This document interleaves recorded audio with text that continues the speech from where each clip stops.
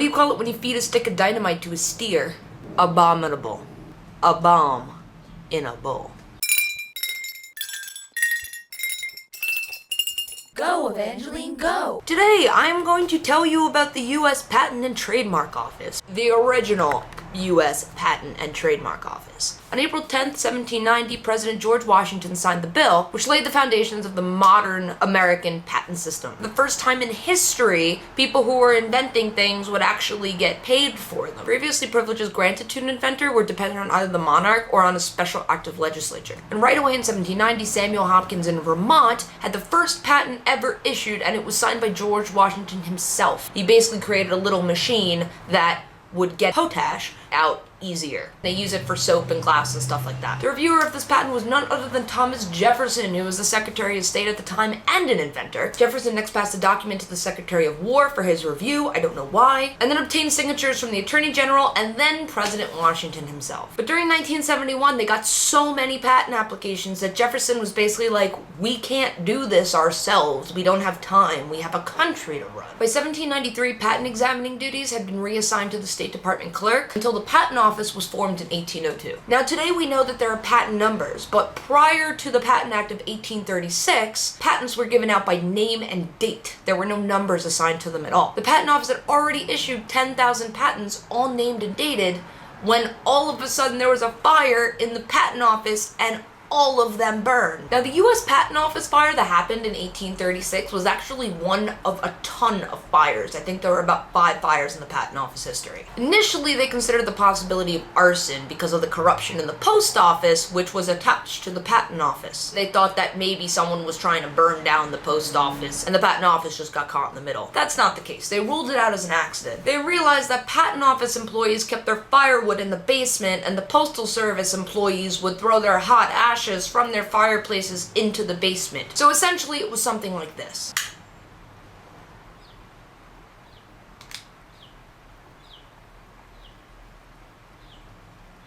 All 10,000 patents were destroyed. Using private files, the office was able to restore about 2,500 of them, and the patents that they couldn't restore were canceled. Those restored records were issued a patent number starting with the letter X, thus the first patent ever issued was actually designated patent X1. And once the fire department got there, the fire department's hose was so old and defective that it wouldn't even spray water on the patent office itself. In 1810, Congress had authorized the purchase of the old Blodgott's Hotel to house the post office and the patent office. Congress was aware of the fire risk because during the War of 1812, Superintendent William Thornton convinced members of the British Expeditionary Force to burn the rest of the city but to leave that building standing. They did leave it standing, but everything else that was built at the same time as it burned to the ground.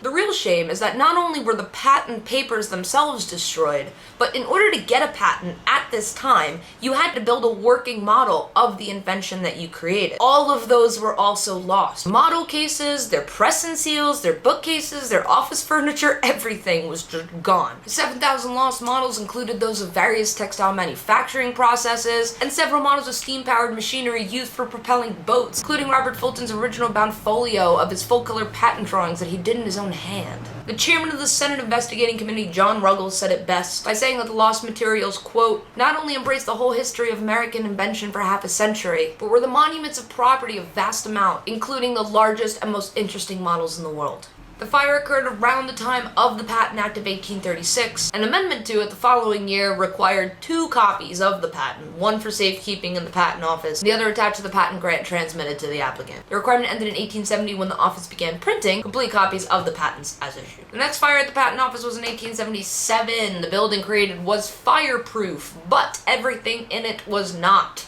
It's estimated that 80,000 models and 600,000 copy drawings were destroyed. These models included metalworking machines, woodworking machines, agricultural implements, carriages, wagons, railroading, hydraulic and pneumatic engineering. A model of the original Eli Whitney cotton gin was destroyed. No patents were completely lost, however, and they soon reopened after that. Many were hired to make copies of the patents that were distributed to libraries across the country. At this time, women were paid 10 cents for every 100 words copied. Annie Ellsworth, who was the daughter of Commissioner Ellsworth, was one of the patent copiers, and she was given the opportunity to send the first message over Samuel Morse's telegraph from Washington, D.C. to Baltimore. Her now famous message was, "What hath God wrought?" Eli Whitney wrote to Congress in 1812 because he was having trouble in enforcing the patent laws. And that he was reduced to the disagreeable necessity of having to go through the court system to protect his intellectual property. He was finding it difficult to enforce his cotton gin patent against numerous acts of infringement. Consequently, by the time the courts had ruled on his copyright infringement, the patent had already expired. An important area of reform that the 1836 Act addressed was the duration of the patent's affected life. The Patent Act of 1836 maintained the life of a patent of 14 years, but allowed for an extra 7 years with the approval of the commissioner. Once the necessary legislation was passed, the enhancement of the monopoly for patent holders opened the door for individuals and businesses to exploit the marketplace to the fullest extent possible. Particularly in the second half of the 19th century, many people became very wealthy from royalty streams derived from patented invention. This environment gave rise to the American corporation and a lot of really big businesses that are still around today. You want examples? I'll give you examples. Colt's revolver patents in 1836, Otis's elevator patent and Yale's lock patent, both in 1861, and Eastman's camera patent in 1888.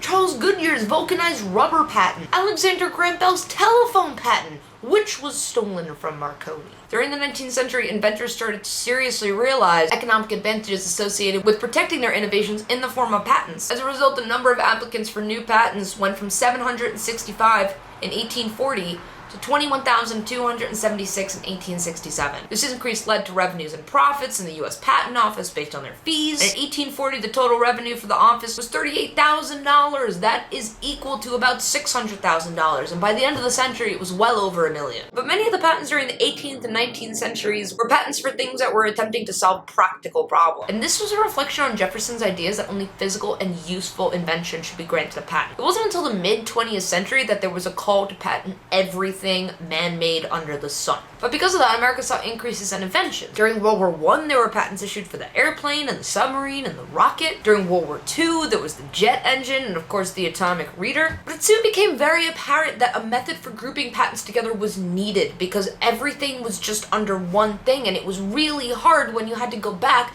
and look at when a patent was created. Eli Whitney's cotton gin patent was the first one to be filed in a classification system. It was filed under 19/61, which is textiles, fiber preparation, and seed boards. Since the issuance of this patent in 1774, 79 additional patents were issued as improvements on this original patent. The last patent issued on that series was U.S. Patent 3,811,979, which was issued in 1975. Somebody improved the cotton gin in 1975. Goodyear's vulcanized rubber patent was classified as 156/276, adhesive bonding and miscellaneous chemical manufacture with mass application of non-adhesive fibers or particles between laminae.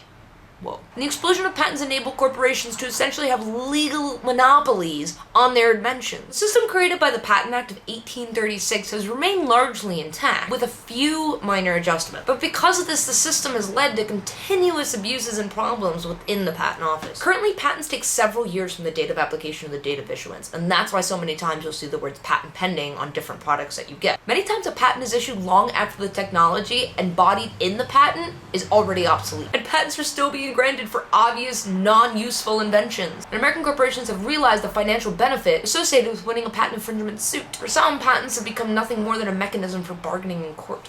There's your history lesson for today. Go tell your friends. Tell them to watch Let Me Tell You Something Tuesday. Patent pending. Let me tell you something Tuesday. Okay?